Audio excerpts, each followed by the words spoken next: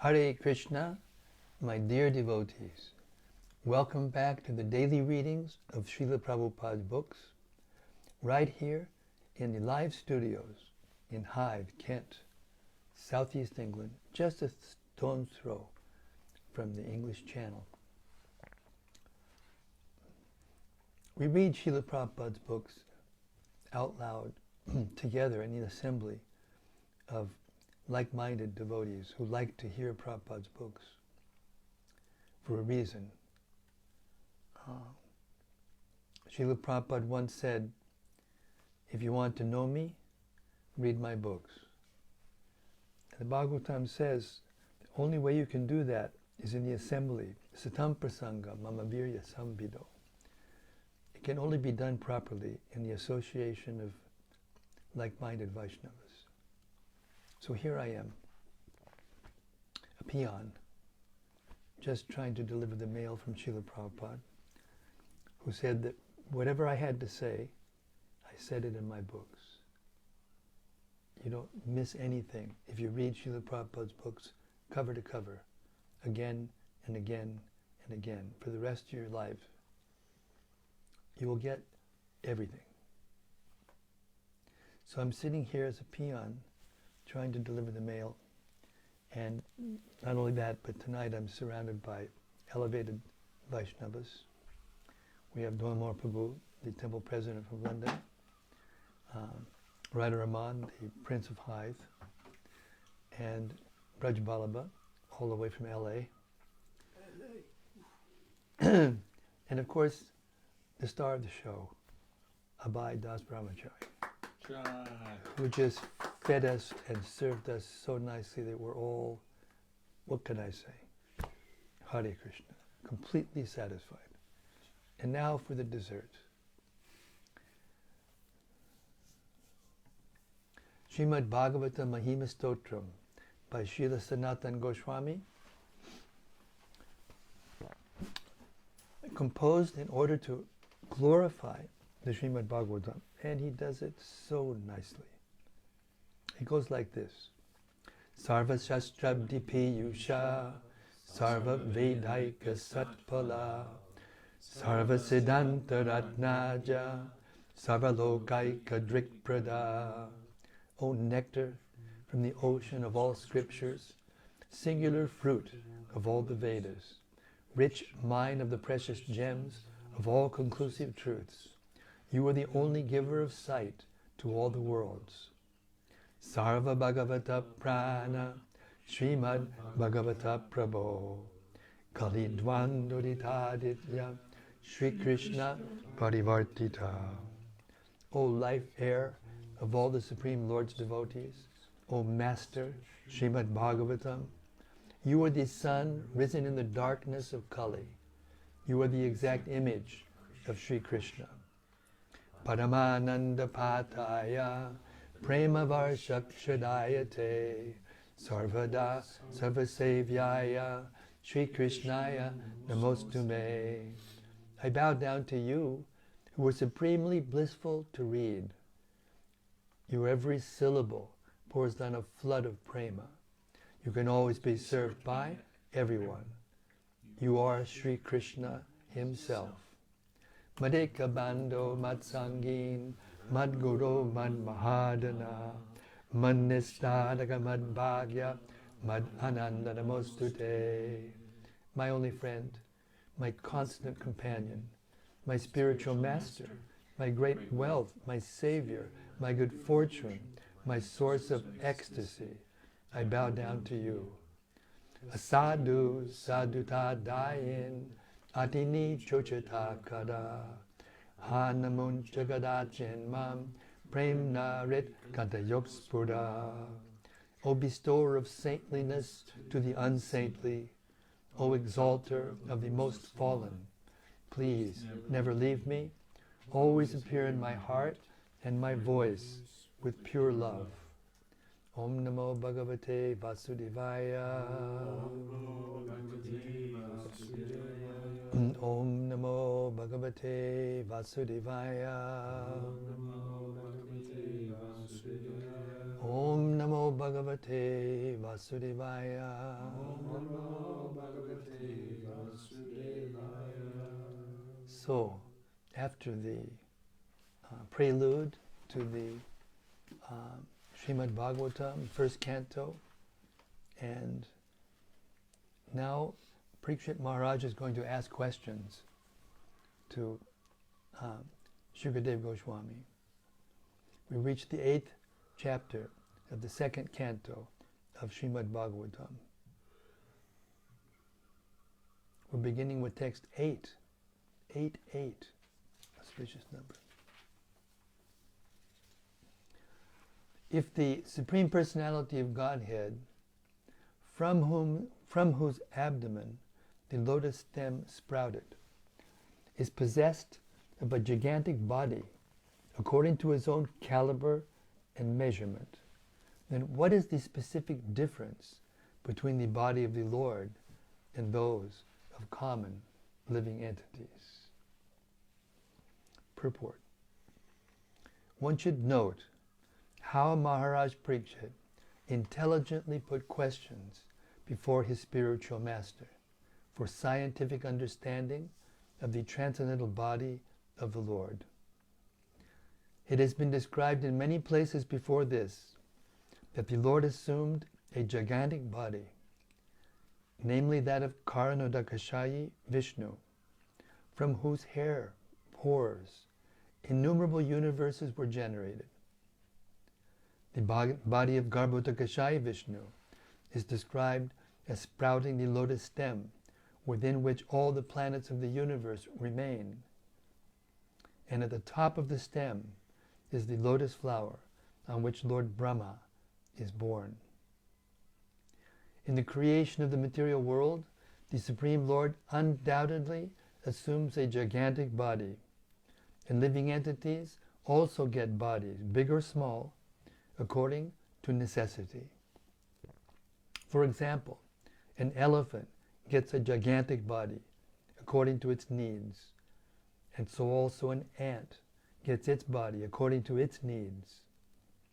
Similarly, if the personality of Godhead assumes a gigantic body to accommodate the universes or the planets of a particular universe, there is no difference in the principle of assuming or accepting a particular type of body in terms of necessity.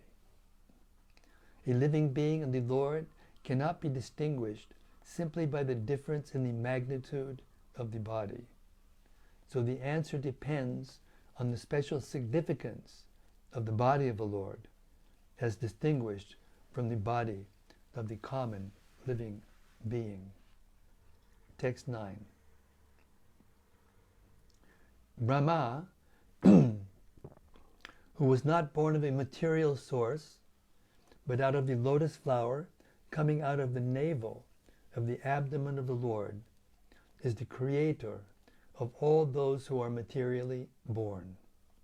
Of course, by the grace of the Lord, Brahma was able to see the form of the Lord. Purport. The first living creature, Brahma, is called Aja because he did not take his birth from the womb of a mother, materially born. He was directly born from the bodily expansion of the lotus flower of the Lord. Thus it is not readily understandable whether the body of the Lord and that of Brahma are of the same quality or different. This must also be clearly understood. One thing is, however, certain. Brahma was completely dependent on the mercy of the Lord, because after his birth, he could create living beings by the Lord's grace only, and he could see the form of the Lord.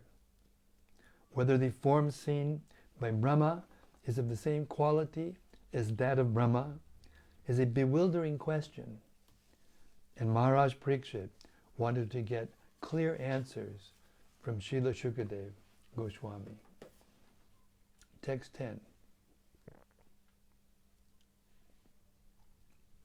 Please also explain the personality of Godhead, who lies in every heart as the Supersoul, and who is the Lord of all energies, but is untouched by his external energy. Purport. Undoubtedly, the form of the Lord, who was seen by Brahma, must be transcendental. Otherwise, how could he simply look upon the creative energy without being touched? It is understood also that the same Purusha lies in the heart of every living entity. This all requires proper explanation. Text 11. O learned Brahmana, it was formerly explained that all the planets of the universe, with their respective governors, are situated in the different parts of the gigantic body of the Virat Purusha. I have also heard that the different plenary systems themselves constitute the gigantic body of the Virat Purusha. But what is their actual position? Will you please explain that? Text 12. Also, please explain the duration of time between creation and annihilation, and the duration of other subsidiary creations, as well as the nature of time, indicated by the words past, present, and future. Also, please explain the duration and measurement of life of the different living beings, known as the demigods, the human beings, and so on, in different planets of the universe. Purport. Past, present, and future are different features of time to indicate the duration of life for the universe and all its paraphernalia, including the different living beings in different planets. Text 13. O purest of the Brahmanas, please also explain the cause of the different durations of time, both short and long, as well as the beginning of time, following the course of action. Text 14. Then again, kindly describe how the proportionate accumulation of the reactions resulting from the different modes of material nature act upon the desiring living being, promoting or degrading him among the different species of life, beginning from the demigods down to the most insignificant creatures. Purport. The actions and reactions of all works in the material modes of nature, either in the minute form or in the gigantic form, are accumulated, and thus the result of such accumulated actions and reactions of karma or work become manifested in the same proportion. How such actions and reactions take place, what the different procedures are, and in what proportion they act, are all subject matters of Maharaj Parīkṣit's inquiries from the great Brahmana, Shukadeva Goswami. Life in the higher planets, known as the abodes of the denizens of heaven, is obtained not by the strength of spacecraft, as is now being contemplated by the inexperienced scientists, but by works done in the mode of goodness. Even on the very planet where we are now living, there are restrictions upon the entrance of foreigners into a country where the citizens are more prosperous. For example, the American government has many restrictions for the entrance of foreigners from less prosperous countries. The reason is that the Americans do not wish to share their prosperity with any foreigner who has not qualified himself as a citizen of America. Similarly, the same mentality is prevailing in every other planet where there are more intelligent living beings residing. The higher planetary living conditions are all in the mode of goodness, and anyone desiring to enter the higher planets, like the Moon, Sun, and Venus, must qualify thoroughly by activity and complete goodness. Maharaj Parīkṣit's inquiries are on the basis of proportionate actions of goodness, which qualify one in this planet to be promoted to the highest regions of the universe. Even on this planet of our present residence, one cannot achieve a good position within the social order without being qualified with proportionate good work. One cannot forcibly sit on the chair of a high court judge without being qualified for the post. Similarly, one cannot enter into the higher planetary systems without being qualified by good works in this life. Persons addicted to the habits of passion and ignorance have no chance of entering the higher planetary systems simply by an electronic mechanism. According to the statement of the Bhagavad Gita 9:25, persons trying to qualify themselves for promotion to the higher heavenly planets can go there. Similarly, persons trying for the Pitri-lokas can go there. Similarly, persons trying to improve the conditions on this earth can also do that.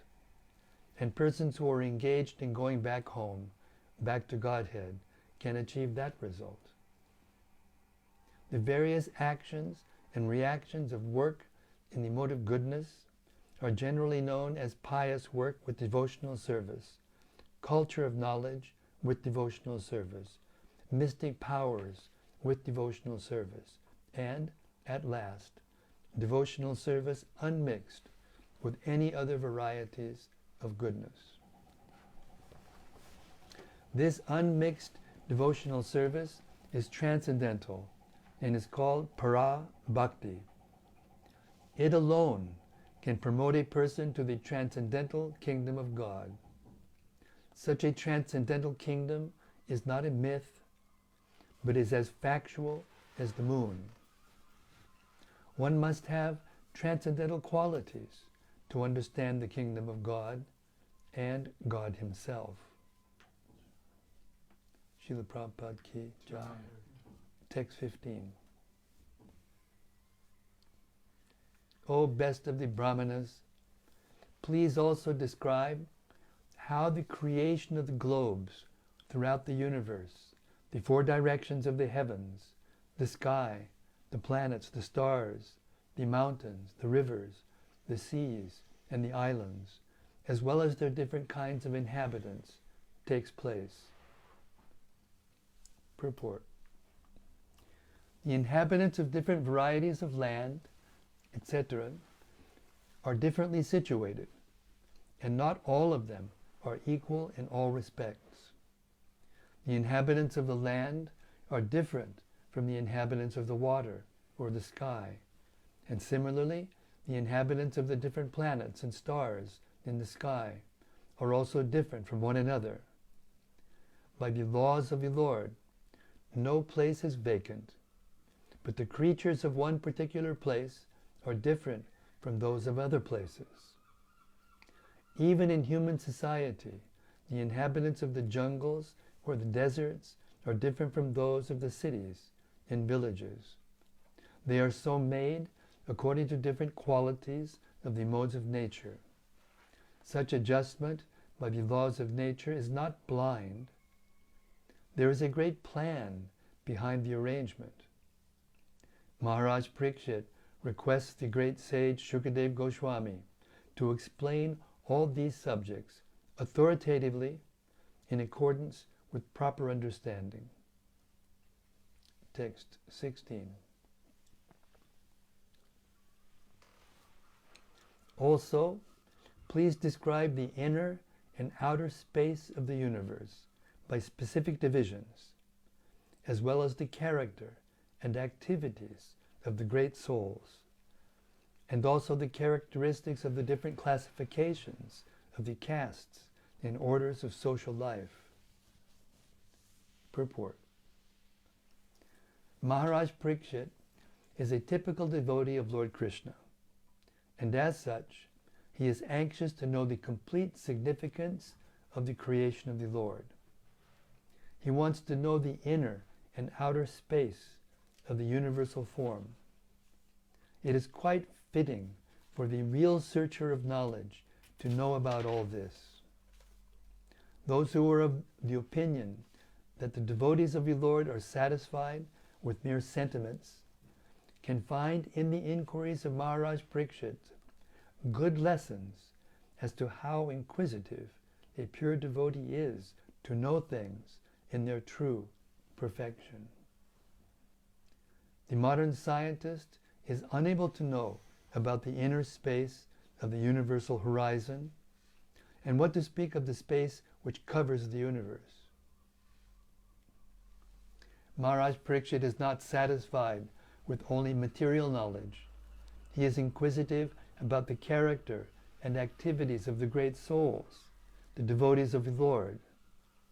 The glories of the Lord and the glories of his devotees combined together comprise the complete knowledge of Śrīmad-Bhāgavatam. Lord Krishna showed his mother the complete universal creation within his mouth, while she, completely charmed by her son, wanted to look inside the mouth of the Lord just to see how much earth the child had eaten. By the grace of the Lord, the devotees are able to see everything in the universe within the mouth of the Lord. The very idea of the scientific divisions of 4 classes of human society and 4 orders of life is also inquired about herewith on the basis of individual personal quality. The 4 divisions are exactly like the 4 divisions of one's personal body. The parts and parcels of the body are non-different from the body, but by themselves they are only parts. That is the significance of the whole scientific system of 4 castes and 4 spiritual orders.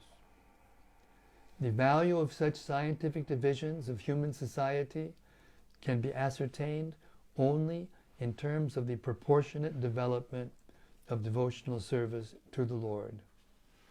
Any person employed in government service, including the president, is a part and parcel of the entire government. Everyone is a government servant, but no one is the government himself. That is the position of all living entities in the government of the Supreme Lord. No one can artificially claim the supreme position of the Lord, but everyone is meant to serve the purpose of the Supreme Whole. Text 17. Please explain all the different ages in the duration of the creation, and also the duration of such ages. Also tell me about the different activities of the different incarnations of the Lord in different ages. Purport. Could you shut the window, please? Purport. Lord Krishna is the original personality of Godhead, and all the incarnations of the Supreme Lord, although non-different from him, are emanations from the Supreme.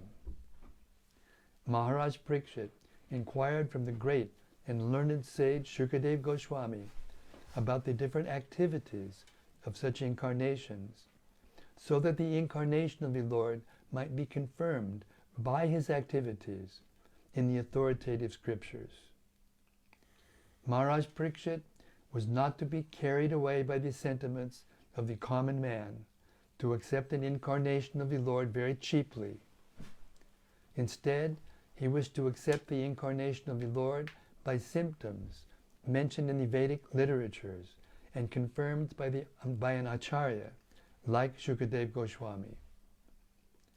The Lord descends by his internal energy without any obligation to the laws of material nature, and thus his activities are also uncommon. The specific activities of the Lord are mentioned, and one should know that the activities of the Lord and the Lord himself are identical due to being on the absolute plane. Thus, to hear the activities of the Lord means to associate with the Lord directly. And association with the Lord directly means purification from material contamination. We have already discussed this point in the previous canto. Text 18.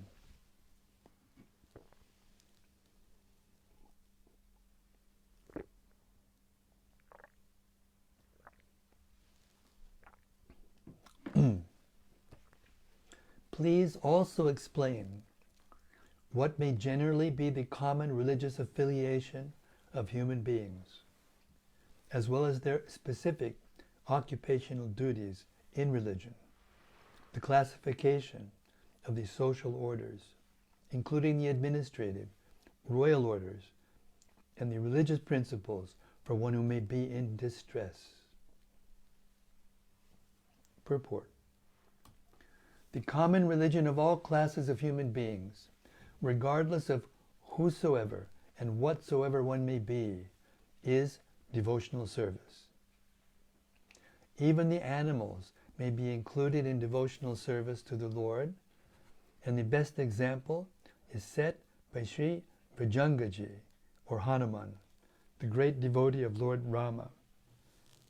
As we have already discussed, even the aborigines and cannibals can also be engaged in the devotional service of the Lord if they happen to be under the guidance of a genuine devotee of the Lord. In the Skanda Purāṇa, there is a narration that a hunter in the jungle became the most enlightened devotee of the Lord by the guidance of Sri Narada Muni. Therefore, devotional service to the Lord can be equally shared by every living being. Religious affiliation, in terms of different countries and cultural circumstances, is obviously not the common religion of the human being. Rather, the basic principle is devotional service. Even if a particular type of religious principle does not recognize the supremacy of the Supreme Personality of Godhead, the followers still have to obey the disciplinary principles laid down by a particular leader. Such a leader of a religious sect is never the supreme leader, because such a circumstantial leader comes to the position of leadership after undergoing some penance. The Supreme Personality of Godhead does not, however, require to be under disciplinary action to become leader, as we see in the activities of Lord Krishna. The occupational duties of the castes and the orders of society, following the principles of livelihood, also depend on the principle of devotional service. In the Bhagavad Gita it is stated that a person can achieve the highest perfection of life simply by awarding the results of his occupational duty under the devotional service of the Lord. People following the principles of devotional service to the Lord can never be put into difficulty, and thus there cannot be any question of apad dharma, or religion in distress. As will be explained in this book by the greatest authority, Srila Shukadev Goswami, there is no religion save and except the devotional service of the Lord, though this may be presented in different forms. Text 19. Kindly explain all about the elementary principles of creation, the number of such elementary principles, their causes and their development, and also the process of devotional service and the method of mystic powers. Text 20. What are the opulences of the great mystics, and what is their ultimate realization? How does the perfect mystic become detached from the subtle astral body? What is the basic knowledge of the Vedic literatures, including the branches of history, and the supplementary Purāṇas. Purport. The Yogeshvara, or the master of mystic powers, can exhibit 8 kinds of wonders of perfection by becoming smaller than the atom or lighter than a feather, getting anything and everything he desires, going anywhere and everywhere he likes, creating even a planet in the sky, and so on. There are many Yogeshwaras having different proficiencies in these wonderful powers, and the topmost of all of them is Lord Shiva.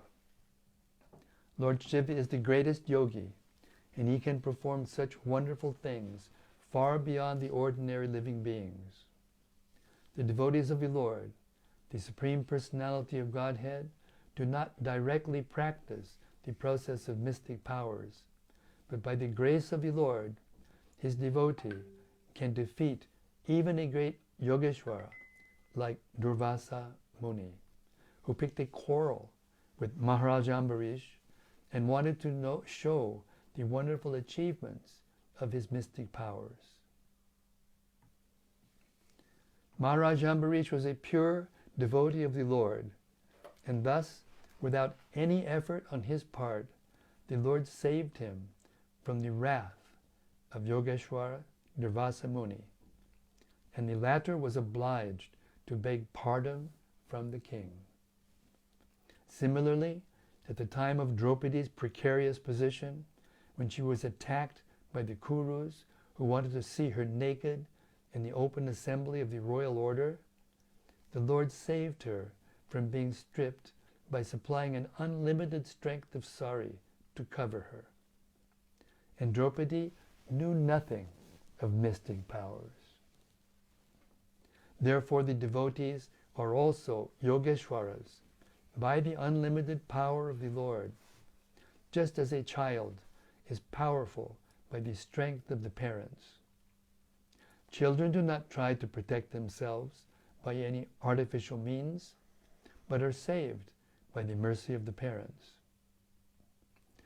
Maharaj Parīkṣit inquired from the learned Brahmana Shukadev Goswami about the ultimate destination of such great mystics, or how they attained such extraordinary powers by their own efforts or by the grace of the Lord.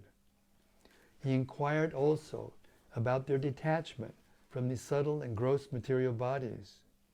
He inquired also about the purports of the Vedic knowledge. As stated in the Bhagavad Gita 15:15, the whole purport of all the Vedas is to know the Supreme Personality of Godhead and thus become a transcendental, loving servant of the Lord. Text 21.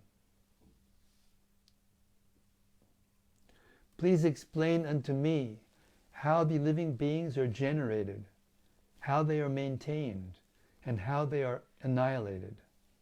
Also tell me what is advantageous and what is disadvantageous for discharging devotional service unto the Lord. What are the Vedic rituals and injunctions of the supplementary Vedic rites? And what are the procedures of religion, economic development, and sense satisfaction? Purport. The word samplava, in the sense of perfect means, is employed to denote the discharging of devotional service, and pratisankrama means just the opposite, or that which destroys the progress of devotional service. One who is firmly situated in the devotional service of the Lord can very easily execute the functions of conditional life. Living the conditional life is just like plying a boat in the middle of the ocean. One is completely at the mercy of the ocean. And at every moment, there is every chance of being drowned in the ocean by slight agitation.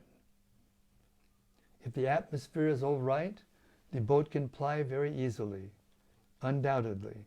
But if there is some storm, fog, wind, or cloud, there's every possibility of being drowned in the ocean.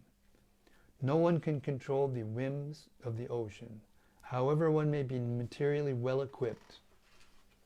One who has crossed the oceans by ship may have sufficient experience of such dependence upon the mercy of the ocean. But one can ply over the ocean of material existence by the grace of the Lord very easily, without any fear of storm or fog. It all depends on the will of the Lord. No one can help if there is some unfortunate danger in the state of conditional life. The devotees of the Lord, however, cross the ocean of material existence without anxiety, because a pure devotee is always protected by the Lord. The Lord gives special attention to his devotees in their activities within material, conditional life. Therefore, everyone should take shelter of the lotus feet of the Lord and be a pure devotee of the Lord by all means. One should know, therefore, from the expert spiritual master, the advantageous and disadvantageous conditions for discharging devotional service, just as Maharaj Parīkṣit asked his spiritual master, Srila Shukadeva Goswami. According to the Bhakti Rasamrita Sindhu, the science of devotional service, one should not eat more than what he requires to maintain body and soul together. Vegetable diets and milk are sufficient for maintenance of the human body, and therefore one has no need to eat anything more to satisfy the palate. One should also not accumulate money to become puffed up in the material world. One should earn his livelihood easily and honestly, for it is better to become a coolie for an honest livelihood than to become a great man in society by hook and crook. There is no harm if one becomes the richest man in the world by honest dealings, but one should not sacrifice the honest means of livelihood simply to accumulate wealth. Such an endeavor is harmful to devotional service. One should not talk nonsense. A devotee's business is to earn the favor of the Lord. Therefore, a devotee should always glorify the Lord in his wonderful creations. A devotee should not decry the creation of the Lord, defying him by saying that he has created a false world. The world is not false. Factually, we have to take so many things from the world for our maintenance. So how can we say that the world is false? Similarly, how can one think of the Lord as being without form? How can one become formless and at the same time have all intelligence and consciousness, direct and indirect? So there are many things for a pure devotee to learn, and he should learn them perfectly from a bona fide personality like Shukadeva Goswami. The favorable conditions for discharging devotional service are that one should be very enthusiastic in serving the Lord. The Lord, in his form of Sri Chaitanya Mahaprabhu, wanted the cult of devotional service to the Lord to be preached all over the world, in every nook and corner, and therefore a pure devotee's duty is to discharge this order as far as possible. Every devotee should be very enthusiastic, not only in performing his daily rituals of devotional service, but in trying to preach the cult peacefully by following in the footsteps of Lord Chaitanya. If he is not superficially successful in such an attempt, he should not be deterred from the discharge of his duty. Success or failure has no meaning for a pure devotee because he is a soldier in the field. Preaching the cult of devotional service is something like declaring war against materialistic life. Wow.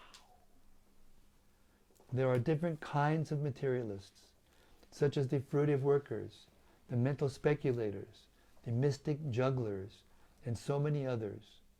All of them are against the existence of Godhead. They would declare that they are themselves God, although in every step and in every action they are dependent on the mercy of the Lord. Therefore, a pure devotee may not associate with such gangs of atheists.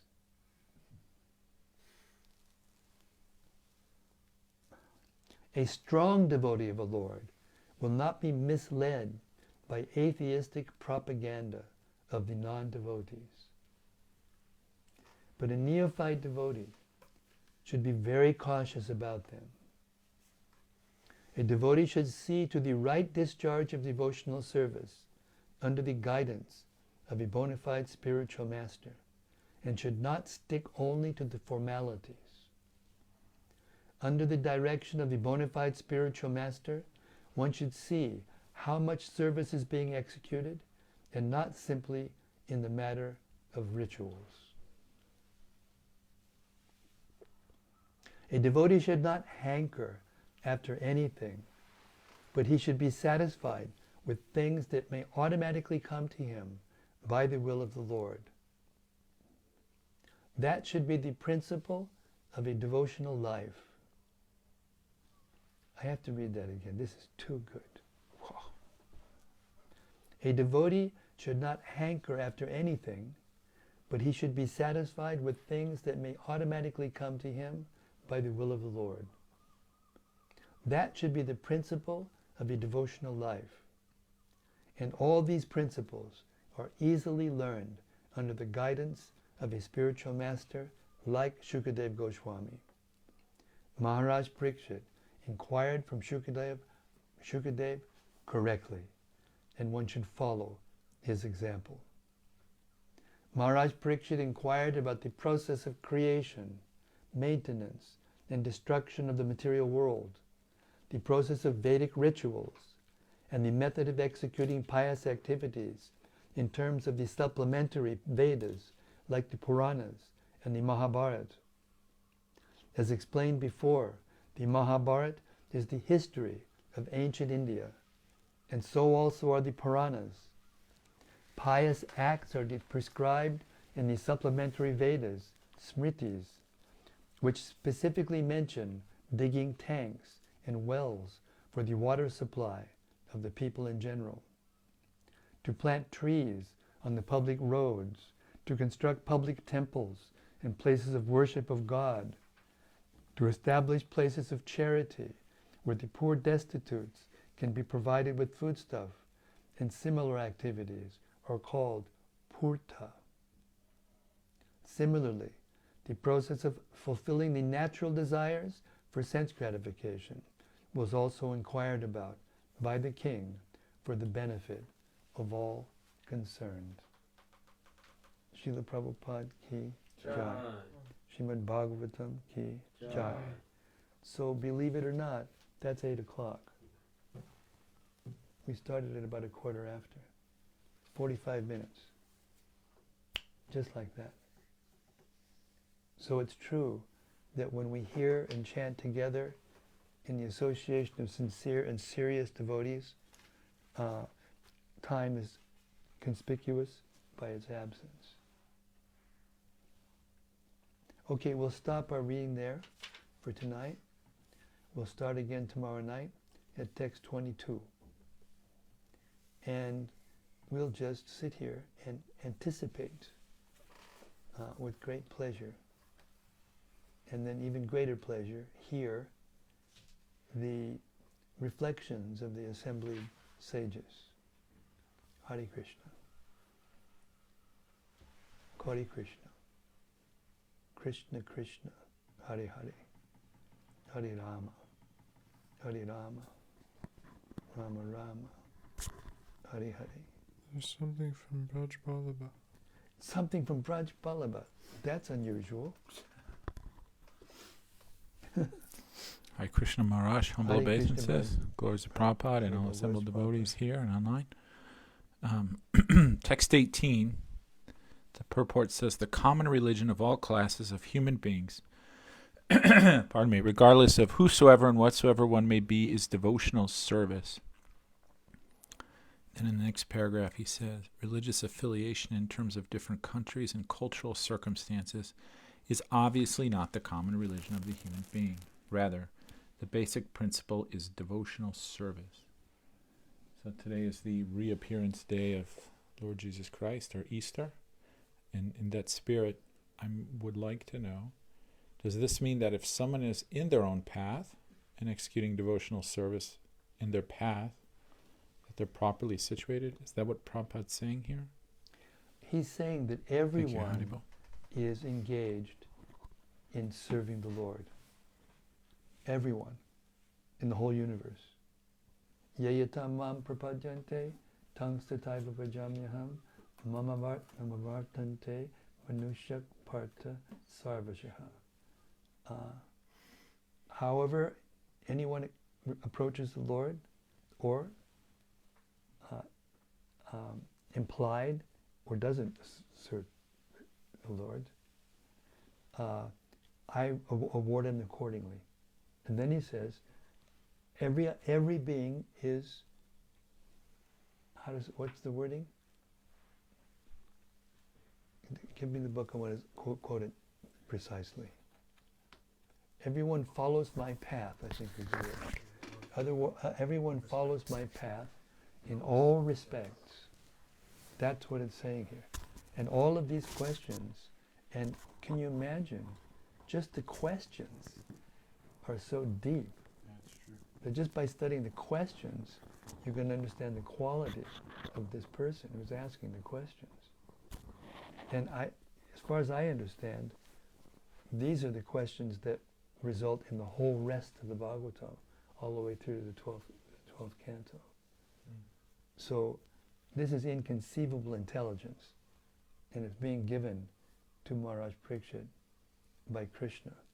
So everything and everyone and every event and every atmosphere, every living condition is all created from transformations of the Lord's energy.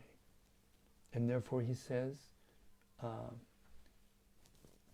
Mattat paratanam nanyat kinchidasti dhananjaya mai sarvamidang protam sutre manigana iva. Just like pearls are strung on a thread. It looks very beautiful, but they're all resting on the thread, and that's what makes it beautiful. And if you take the thread away, they all just fall to the ground in random. So that's the gist, I think, or the essence of this statement that you repeated from Prabhupada's purport, and also the essence of all these questions. Trying to get at the fact of how it is that we can perform pure devotional service. But every activity has to have some touch of devotional service in order to make it successful. And that activity that doesn't have a touch of devotional service, it never can be successful, no matter what one's motives may be, unless it's pure devotion.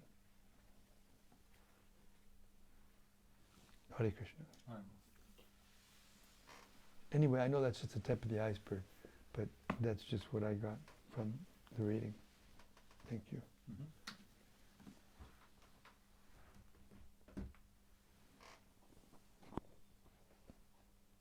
From Rati Manjari. Hare Krishna Rati Manjari, Devidasi. She commented, Jai Guru Maharaj, please bring on the dessert to us thirsty souls in the desert. Hare Krishna. You're hardly in the desert, although you may think you are, but you're not. She's built up the Harinam in Holland from nothing to something substantial, just by her enthusiastic kirtan over the last couple of years. Yeah, so she's not like she thinks she is. Hare Krishna. And from Gopakanya Devi Dasi. Yes, Gopakanya Devi Dasi, let me see. Go ahead. Hare Krishna, dear Maharaj, and all assembled sages. All glories to Srila Prabhupada. All glories to His Divine Grace, Srila Prabhupada. Such a nice reflection. Thank you. From Sudevi Dasi. Yes, Sudevi Dasi, my dear god sister in Florida. Dear Maharaj, please accept my humble obeisances. Another purifying dose of Srila Prabhupada's gift to the world via your pure heart to us. What a sweet hour this is. Hare Krishna, thank you very much. All glories to His Divine Grace, says the peon. And from Bhakti Noel. Yes, Bhakti Noel. Hare Krishna, dear Maharaj, please accept my humble obeisances. I appreciated hearing today the practical application of how we may return back to Godhead. Prabhupada explains we must always act out of goodness, proper understanding, as well as inquisitiveness. This knowledge explained in this way helps to guide my heart in devotional service to Krishna. All glories to Srila Prabhupada. Very nice. Thank you so much. Hare Krishna. Continue, please.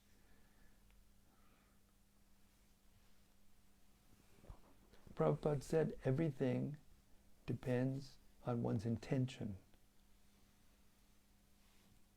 Whether it takes us up or down or just, of course we can't stay in one place for very long in this material world, but the intention is most important. The mentality behind what we do is most important. And just following in the line of one of the points that was made during the reading, the success of devotional service doesn't depend on whether or not one has successfully completed some kind of mission. Prabhupada used the example of Jatayu during Ramachandra's pastimes. Jatayu happened to see Ravana carrying Sita away when he kidnapped her. And he was not an ordinary bird. He was the king of some species, and he was quite powerful himself. And he attacked Ravana. You can't do this.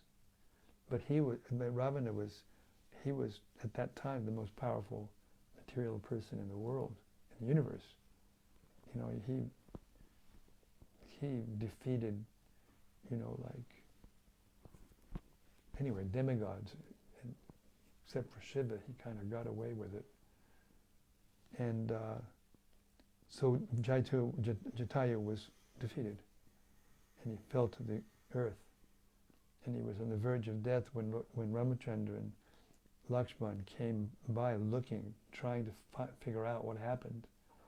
And Jatayu was able, with his dying breath, to point out to Ramachandra that it was Ravana who did it, and he pointed in the direction that he was headed. And then he died. And that was success.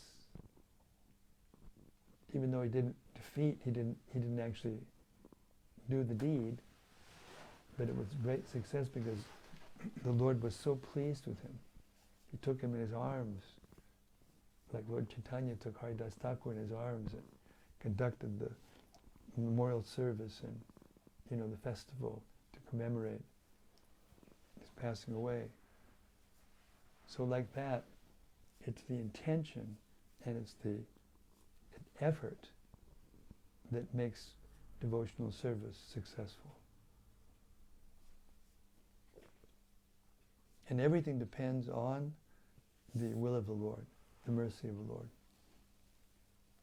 That is the source of, that understanding is the source of complete detachment from the material energy, even if one is blessed with, material opulence. Like we don't make a big effort to build a big building for ourselves, but we could make a big effort to build the building for the Lord. Take all anxiety. So it's not the anxiety, it is the intention, it is the purpose, and it is the effort to please the Supreme Lord that makes our lives and the world successful. Hare Krishna.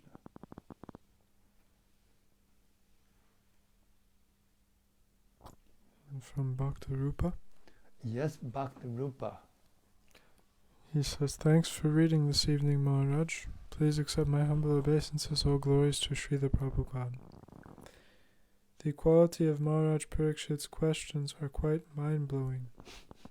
He's asking the perfect questions to understand everything about the nature of reality. Perfect questions, perfect answers. Maharaj Parīkṣit is asking so many questions in a row. Do these questions set the foundation for the entire Bhagavatam being spoken? Or are there other larger sections of questions elsewhere in the Bhagavatam? They both. The Bhagavatam is a set of overlaying questions and answers by different exalted personalities, referred to by other exalted personalities, referred to by other exalted personalities. So it's both. These questions do form the answers or the conclusions for the whole Bhagavatam, but at the same time, when Kapila Dev speaks, he unpacks it quite a bit. He unpacks these answers to these questions quite a bit. And when Lord Krishna speaks to Uddhava in the 11th canto, he unpacks it quite a bit more even. So, yes, both. But it's true that it's the nature, it's the way of knowledge for everyone. There's no one that doesn't get knowledge through the process of hearing. Therefore, in Bhagavad Gita, I don't know how many times exactly he says, please listen or hear now from me, but as many times, at least 20 times, maybe 30. So this is the emphasis that Krishna is putting into his answers. The emphasis on hearing, but the inquiry has to be proper in order to get the proper answer. Or as Prabhupada said in the purport to the famous verse 434, Tad Vidi Panipatina, he said, not only must one inquire from the spiritual master, but one must get a clear meaning from the spiritual master. Now that means that if he gives you an answer that you don't completely understand, then you have to inquire further. And if you still don't understand, then you have to inquire further.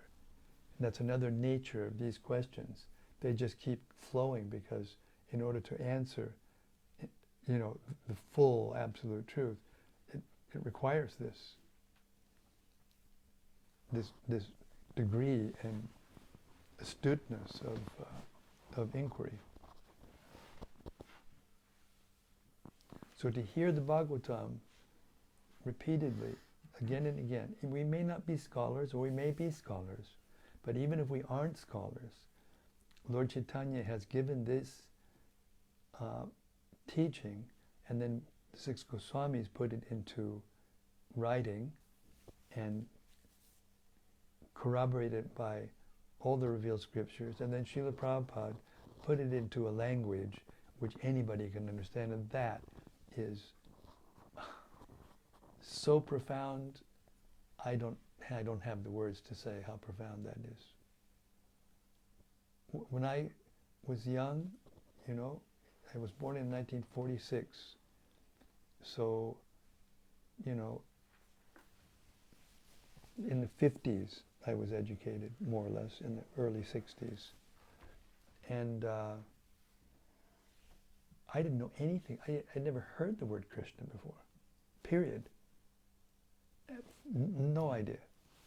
And maybe there were a few scholars, studying, Indian, comparative or whatever, that may have known something about Krishna, but not very much. Some, Hindu god or something like that. But now, in every country of the world, a lot of people know about Krishna. And that is Prabhupada's power, his empowerment.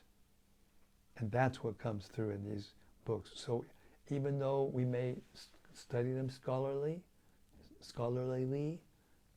academically, but that's not the real thing. The real thing is to hear the flow of Srila Prabhupada's empowered trains of thought and how he translates into simple, easy English these unbelievably complicated, complex, and deep questions and answers in the Bhagavatam in a way that we can understand it practically without any qualification whatsoever. That is profoundly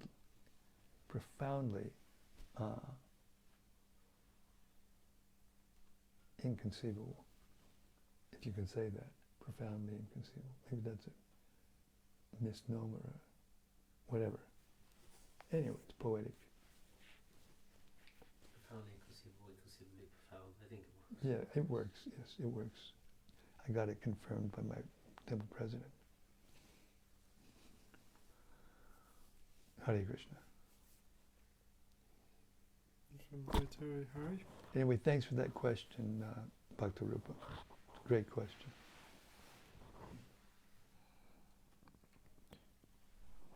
Hare Krishna Maharaj. Thanks again for these readings. I've missed a lot of live readings because of late programs and deity services, and haven't been able to catch much of tonight's either.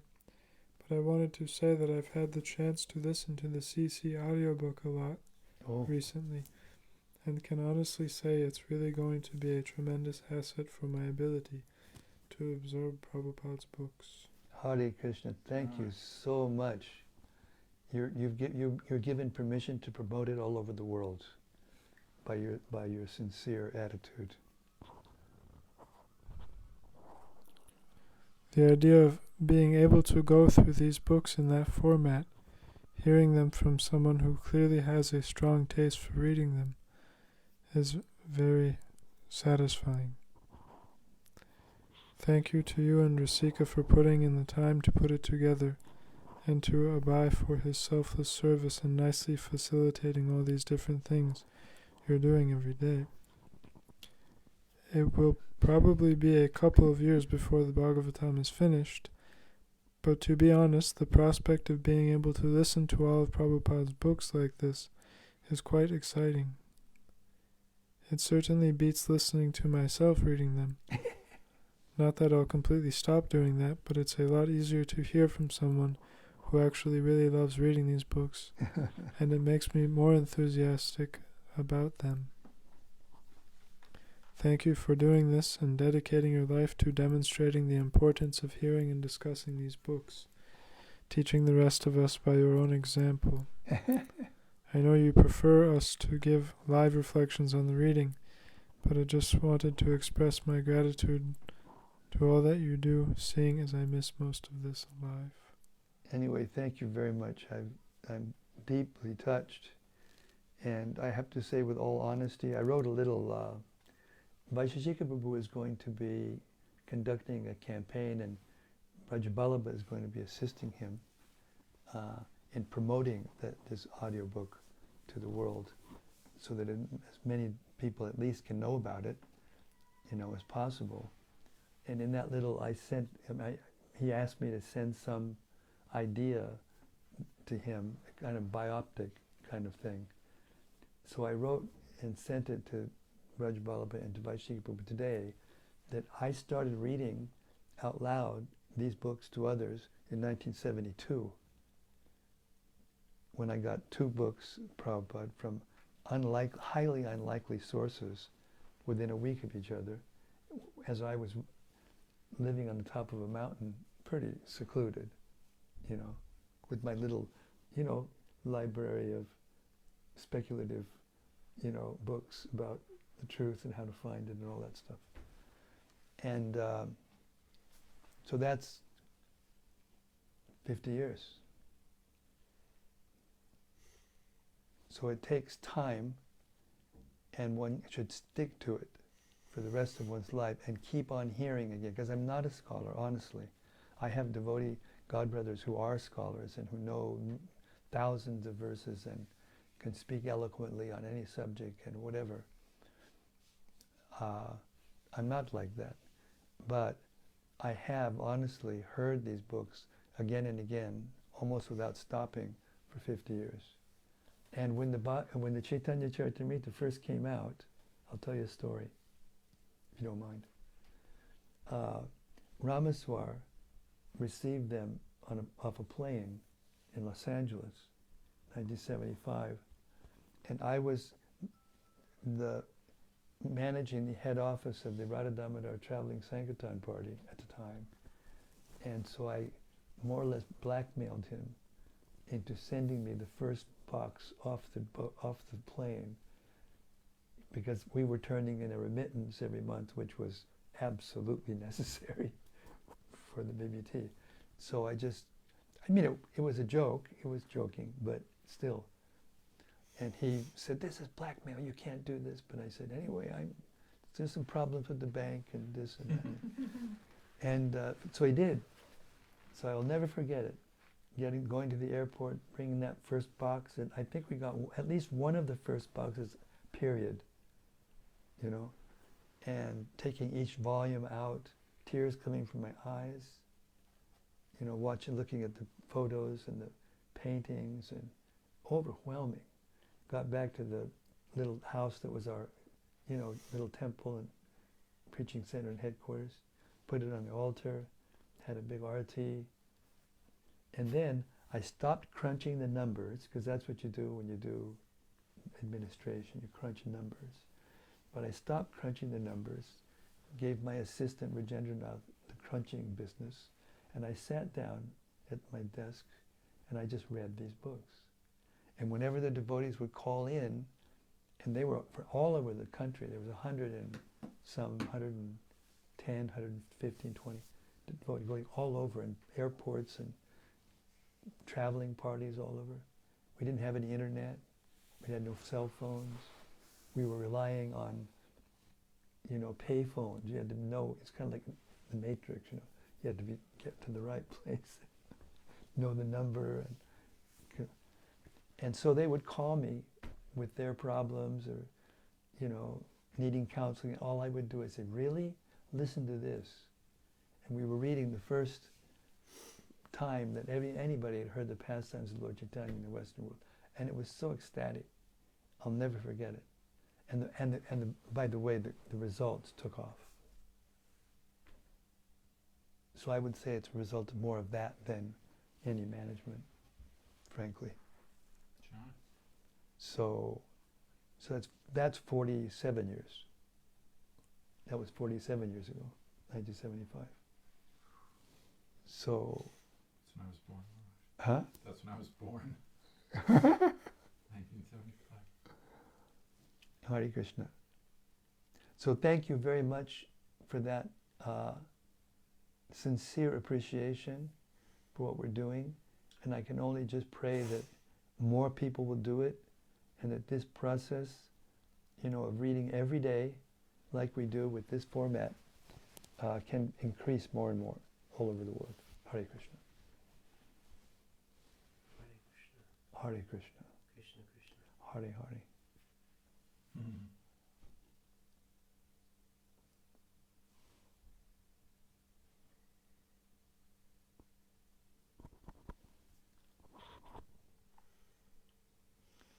From Gemma Rutter. Gemoratu. Hare Krishna. Hello, Gemma. hello, my respectful obeisances to you, Guru Maharaj. Thanks for reading and enlightening.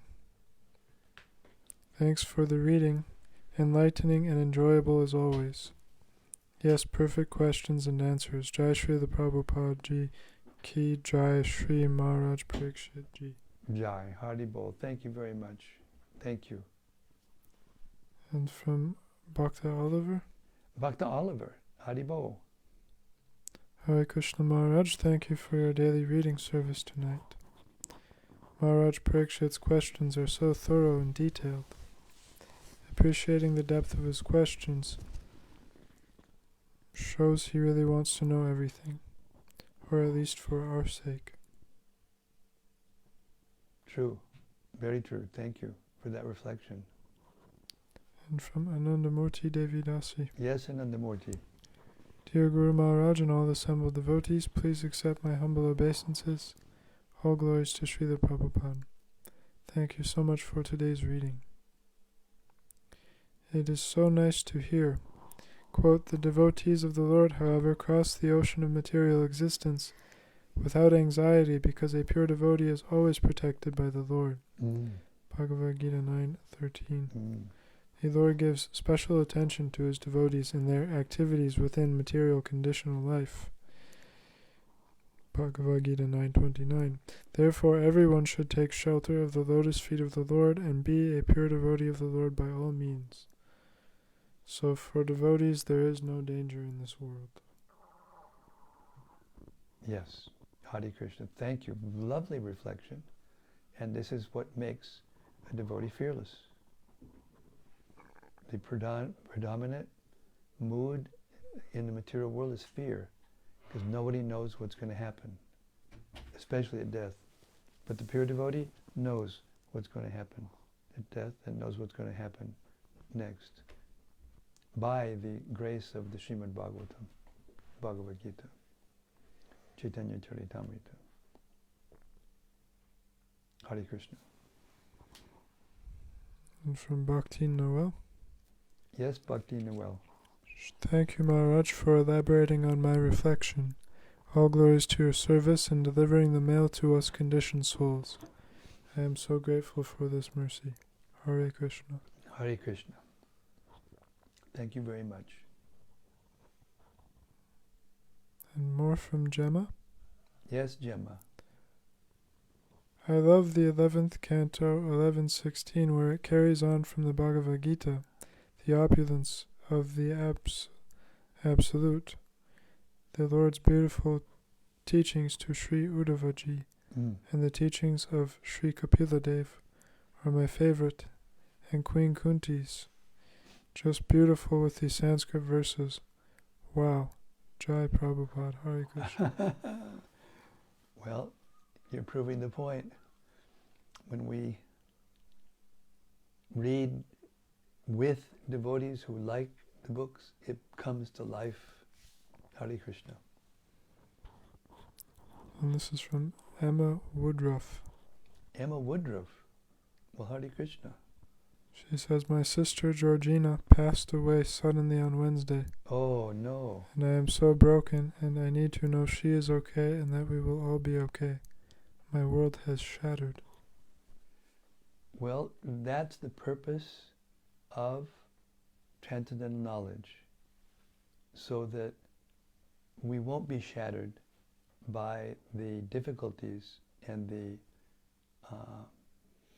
tragedies of the material world. There's no pill that you can take.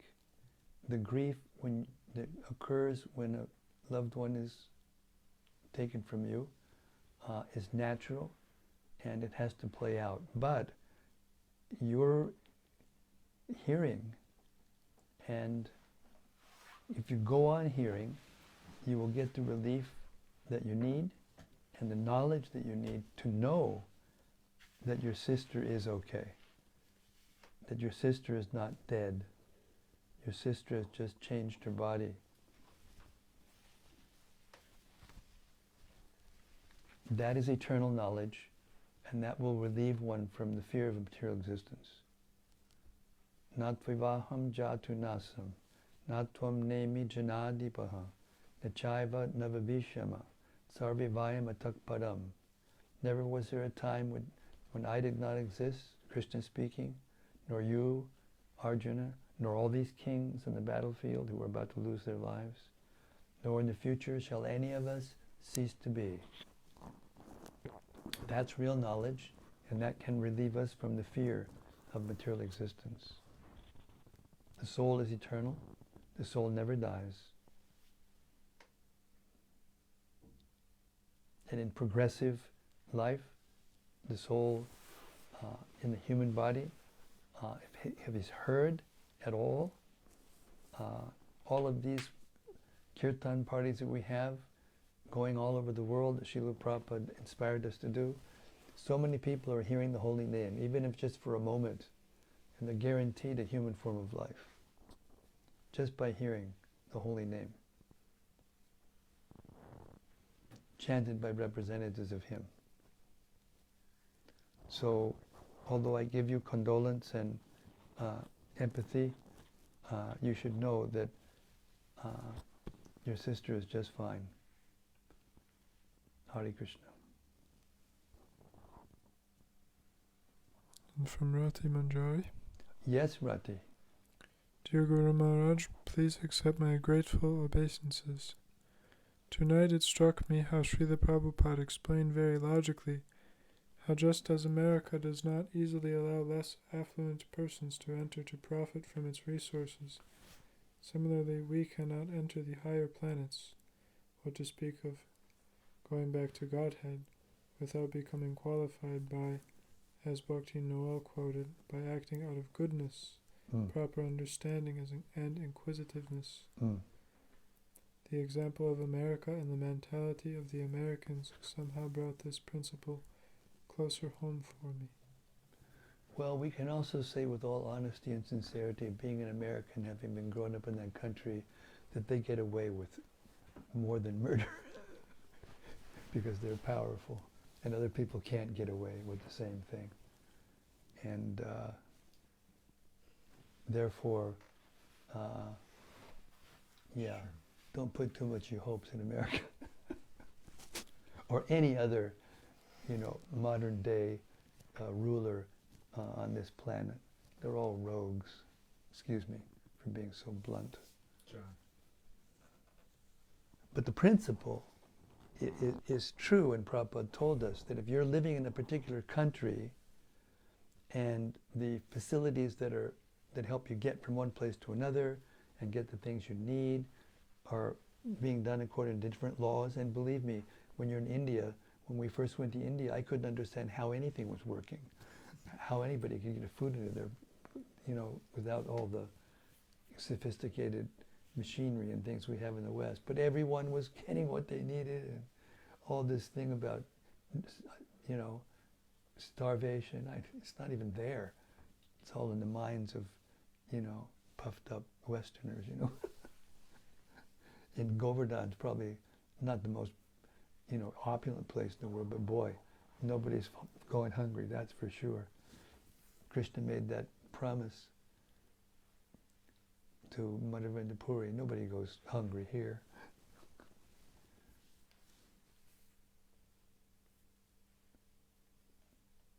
But it's true that, when we live in a place and we're dependent on their whatever, then we have to follow their laws, otherwise you get in trouble. That's the principle. God's law must be followed. If not, you get in trouble. And to a certain extent, the law of a state you're living in is the same. You become a criminal if you don't follow the law. So we do that, as much as we need to, Hare Krishna, to do what we have to do, to spread Krishna consciousness. Hare Krishna. This is also from Rati Manjari. Yes, Rati. I also liked how Srila Prabhupada spoke in the purport of text 21 about living the conditioned life, being like a ship plying across the ocean while being completely at the mercy of the ocean. I appreciated how he spoke totally out of his own experience, yet he did not mention himself at all. So humble. Yeah, he said one may understand this if he's been on a boat, but everyone knows that he was on that Jaladuta.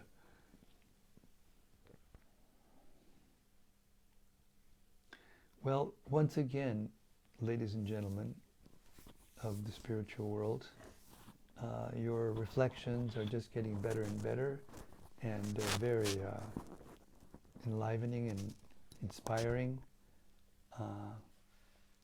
Śrīmad-Bhāgavatam ki jai. Samaveda Bhaktavinda ki jai.